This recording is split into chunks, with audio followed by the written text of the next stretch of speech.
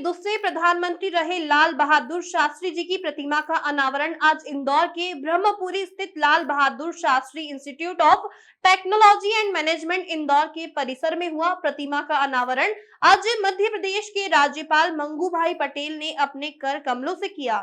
बता दें, मध्य प्रदेश के महामहिम राज्यपाल मंगू भाई पटेल ने अपने कर कमलों से अनावरण किया। इस अवसर पर Anil Shastri chairman LBS-ITM, doctor Renu Jain कुलपति देवी अहिल्या विश्वविद्यालय इंदौर, सुनील शास्त्री अध्यक्ष लाल बहादुर शास्त्री सेवा निकेतन, आदर्श शास्त्री सलाहकार LBS-ITM मौजूद रहे। इस अवसर पर महामहिम राज्यपाल मंगू भाई पटेल ने अपने उद्बोधन में लाल बहादुर शास्त्री जी की तारीफ करते हुए कहा, लाल बहादुर शास्त्री जी ऐसे नेता थे जिन्होंने कभी पद का मोह नहीं किया। एक वाक्य सुनाते हुए कहा कि रेल दुर्घटना में जब रेल मंत्री थे तो स्वयं जिम्मेदारी लेते हुए अपने पद से इस्तीफा दे दिया था। आकाश महावर कोहली की रिपोर्ट। ईमानदारी, विनम्रता, सादगी और नैतिक मूल्यों का हमें सदैव स्मरण कराएगी। समाज में उनके जीवन मूल्यों और आदर्शों को प्रतिष्ठित करेगी। महापुरुषों की प्रतिमा की स्थापना उनके राष्ट्र समाज के प्रति सेवा संकल्प और जीवन मूल्य का जीवन प्रतीक होता है। हमें महापुरुषों के जीवन मूल्य और आदर्श का स्मरण कराता है, जिसके लिए उन्होंने अपना सारा जीवन समर्पित किया है। शास्त्री जी के लिए देश के हर नागरिक के मन में जो भावना, लगाव और प्रेम है वह मूर्ति स्थापना से व्यक्त हो रहा है। शास्त्री जी के प्रति लोगों के दिल में जो सम्मान और प्रेम है वह उनकी उदात्त निष्ठा, क्षमता के साथ 30 वर्षों से अधिक की समर्पित जन सेवा का परिणाम है। शास्त्री जी विनम्र, दृढ़, सहिष्णुता और जबरदस्त आंतरिक शक्ति वाले राजनेता थे। उन्होंने लोगों की भावनाओं को समझा, उनका सम्मान करते हुए कार्य किया है। उनके रेल मंत्री के कार्यकाल में जब एक रेल दुर्घटना में कई लोग मारे गए तो संवैधानिक मर्यादा का मिसाल कायम करते हुए उन्होंने पद से इस्तीफा दे दिया। ये बहुत बड़ी बात है। नहीं तो आज मंत्री पद एकदम क्यों छोड़ते हैं क्या? मगर हमारे नेता ने ऐसा कर दिखाया, मैं समझना इतिहास में एक नमूना होगा। शास्त्री जी के इस अभूतपूर्व पहल की संसद और देश से भरपूर सराहना की थी। उस समय की बात और आज भी याद कर रहे हैं। भारत पाक युद्ध के दौरान शास्त्री जी के राष्ट्र का नेतृत्व करते हुए दुनिया के शक्तिशाली देशों को भारत की जनशक्ति की ताकत से परिचित कराया था। युद्ध के दौरान गेहूं की आपूर्ति बंद कर भारत को झुकने की अमेरिका की कोशिश का उन्होंने करारा जवाब दिया था कि गेहूं नहीं भेजने की धमकी पर उन्होंने अमेरिका से गेहूं लेने के ही साफ इनकार कर दिया था। जय जवान जय किसान का नारा देते हुए सप्ताह में एक दिन व्रत रखने की अपील करते हुए स्वयं भी सप्ताह में एक दिन उपवास रखते थे। ये बताता है कि सादगी और अमर रहे। लाल बहादुर शास्त्री जी, 2 बार बोलिए, अमर रहे, अमर रहे। लाल बहादुर शास्त्री जी अमर रहे। लाल बहादुर शास्त्री जी अमर रहे, अमर रहे।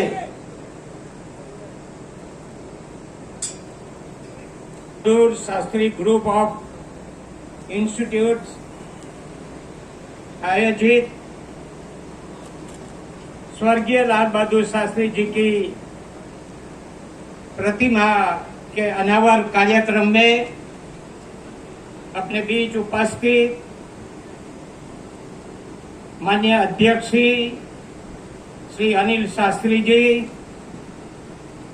अध्यक्ष एनबीएस सेवा निकेतन श्री सुनील शास्त्री जी, कुलपति देवी अहल्या विश्वविद्यालय डॉक्टर रेणु जैन जी, भाई श्री दीपक अग्रवाल जी, वीके गुप्ता जी, सलाहकार आदर्श शास्त्री जी, उपस्थित संस्था के सभी ट्रस्टीगण, महानुभाव, भाई और बहनों, मीडिया के मित्रों, मैं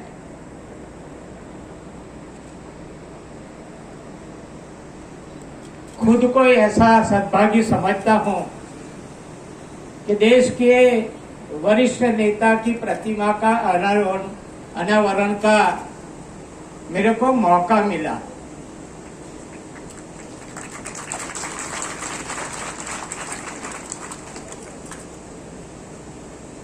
भारत रत्न पूर्व प्रधानमंत्री स्वर्गीय लाल बहादुर शास्त्री जी की प्रतिमा अनावरण के इस गरिमामय कार्यक्रम में उपस्थित होकर मुझे बहुत हार्दिक प्रसन्नता। शिक्षा संस्थान खोली गए क्योंकि आज के जो हमारे बच्चे हैं, जो युवा पीढ़ी है, उनको शास्त्री की याद आती रहे, उनके जो आदर्श हैं।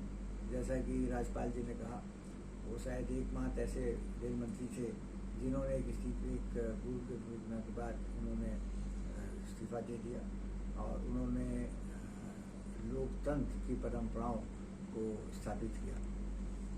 जो राजनीतिक मूल्य उनके जो थे, जो नैतिक मूल्य थे, उससे भी लोगों को प्रेरणा मिलती है। और आज इस मूर्ति का, शास्त्री की मूर्ति का अनावरण हुआ, इतने लोग यहाँ आए, उस बात से ये प्रमाणित करता है कि शास्त्री जी और उनका जो जय जवान जय किसान का नारा है, उसको भी लोग आज याद करते हैं। और मैंने देखा युवा पीढ़ी में बड़ा एक, जब भी कहीं मिलता हूँ एयरपोर्ट पे या स्टेशन वगैरह पे, आम पब्लिक प्लेस पे, तो मैंने देखा है कि उनके मन में बड़ी एक इच्छा रहती है कि शास्त्री के बारे में ज़्यादा जाने वो। मैंने एक किताब भी लिखी है और 72 संस्मरण है शास्त्री जी के, लाल बहादुर शास्त्री नेतृत्व के सूत्र, और इसका अनावरण जो है वो दलाई लामा ने किया था। और इसके साथ जो अमर चित्रकथा है, अमर चित्रकथा में भी लाल बहादुर शास्त्री की जीवनी पे अमर चित्रकथा, उन्होंने तो अंग्रेजी में निकाली है लेकिन हिंदी में भी उसका ट्रांसलेशन होगा। 2 अक्टूबर जो शास्त्री जी की जन्मतिथि है, उस अवसर पर उसका वहाँ पर विमोचन किया जाएगा। सर शास्त्री जी, आज शास्त्री जी की प्रतिमा का अनावरण था, इस शुभ अवसर पर आपका क्या कहना है? देखिए, ऐसा है कि उनके निधन के 55 वर्ष के बाद भी उनकी प्रासंगिकता आज भी उतनी ही जितनी तब थी।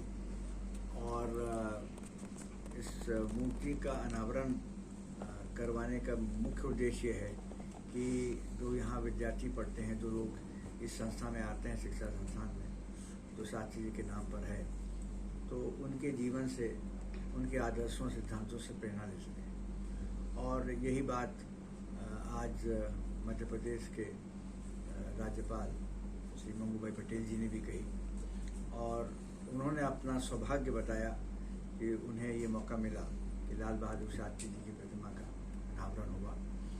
शास्त्री जी का ऐसा मानना था कि किसी भी समाज का विकास शिक्षा के बिना नहीं हो सकता है, और अगर समाज का विकास नहीं होगा तो देश का विकास नहीं होगा। इसी बात को ध्यान में रखते हुए इस संस्था का यहाँ पे इसकी शुरुआत की गई, स्थापना की गई 2014 में, और यहाँ पे ये निर्माण हुआ। यहाँ पे लाल Bahadur Shastri Institute of management, प्रबंधन की शिक्षाएं दी जाती है, और लाल बहादुर शास्त्री ITI भी है, जहाँ पे तकनीकी शिक्षा भी यहाँ पे बच्चों को दी जाती है।